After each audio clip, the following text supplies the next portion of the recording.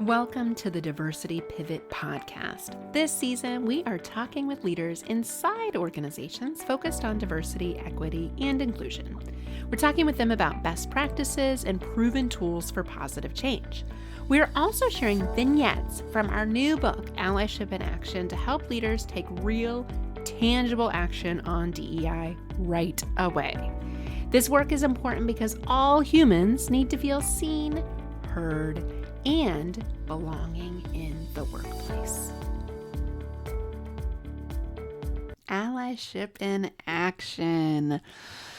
It's been fun to be on this journey. If you've been following along on our little mini episode series, small digestible practices that you can take real action on as allies, we're wrapping up today with inspiration, the final allyship practice. To really drive sustainable action, not just to, folks in your family, but folks in your workspaces, really in all aspects of your life. So the first thing I want you to think about when you think about inspiration is think about how do you inspire others around you? And I'm not talking about, motivational speeches and, buying people things or anything like that. I mean, really unpack how do you want to be remembered? I mean, this goes back to kind of thinking about your vision as an ally. How do you want people to perceive you? What impact do you want to create? How do you want to impact the lives of those around you? And this is really, a profound question, but an impactful one because allyship, it's hard to stay on this journey. So what I don't want for you is to listen to the series or buy the book and the activity book and just let it sit on the shelf. Right? I do that a lot with books and tools. I have full bookshelves of lots of content that I do nothing with. Please, please, please don't do that because real allies take action. We can't hide behind our podcasts and our books. So think about your vision. What type of ally do you want to be? How do you want to be remembered? What is your legacy? Okay. And put everything pen to paper. I'm a huge fan of journaling. Just grab a loose leaf piece of paper, a Post-it note, and write down everything that comes to mind. Free form. What impact do you want to create? What legacy do you want to leave? What kind of ally do you want to be? Then, once you have a vision, I'd encourage you to really think about positive behaviors. We've given you a ton of positive behaviors, right? We talked about accountability, leveraging our privilege, courage, empathy, vulnerability, the whole gamut. You're probably not going to do all of these well, right? There's a reason I have 10 because some of them are probably going to resonate with you. Some probably aren't. For me, example, I love coaching, but courage is really hard for me, right? And so I prefer a strengths-based approach. Because if you're constantly having to work on your weaknesses, it's going to be a little draining and deflating. Work on the stuff that works well already and leverage those strengths and meet people where they're at in areas that you already have a high skill level or a comfort level around. Okay, and you might just pick one.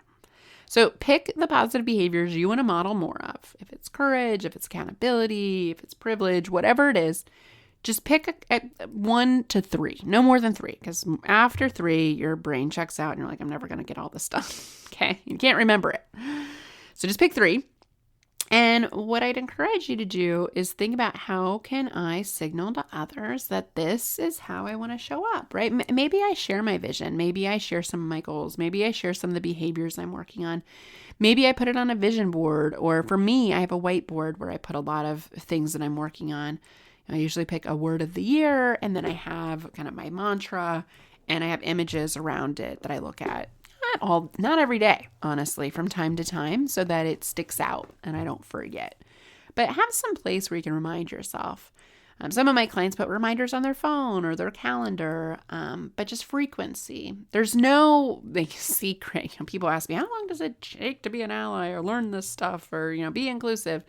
It used to be like this 21 days to change a behavior mindset. And what I've come to realize in reading a lot of time management and habit formation books is it's fluid. It absolutely depends on the difficulty of the behavior change and your ability to truly harness it and focus on it, right? And so you might want to pick up, if you picked empathy, you might want to pick up another book that helps support your empathy journey, right? I just give you kind of a mini guide in this book. If you picked vulnerability, right? Go watch Brené's work. Brené Brown is the expert in that space. So by all means, we've tried to put a lot of these tools and information here in these podcasts as well as in the book. But this is the beginning of the journey. And your vision, really should be aspirational. As you think about inspiring others around you, we might iterate it from time to time. Currently, my ally vision is to really facilitate inclusive experiences so that all humans feel seen, heard, and belong, right? And that transcends, right? I used to say from a workplace perspective, but as I've gotten into more of the allyship at home avenue, I broaden it to all humans. And that's deeply purposeful and profound to all aspects of my work. I want the same for you. Something that rolls off the tongue easily, that's easy to share with a friend, a neighbor, somebody you talk to on a regular basis, and more importantly, that you stay on the journey with, right? How could you check in with folks so that this isn't a one and done? This book is not meant to be a check the box exercise, nor is this podcast series.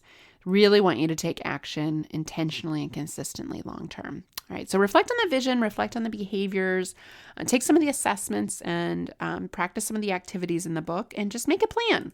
Like anything else that you want to do that's not happening yet, make a plan for success. Take it seriously and engage those around you.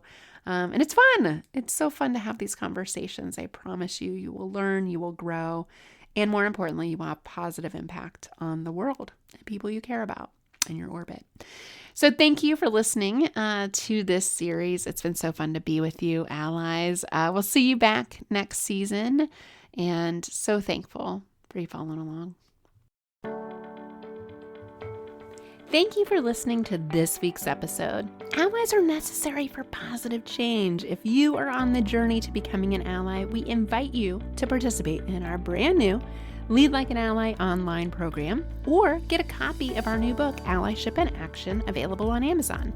Both are helpful tools that meet leaders where they're at and help provide tools for professional and personal settings. Head over to nextpivotpoint.com to get started today.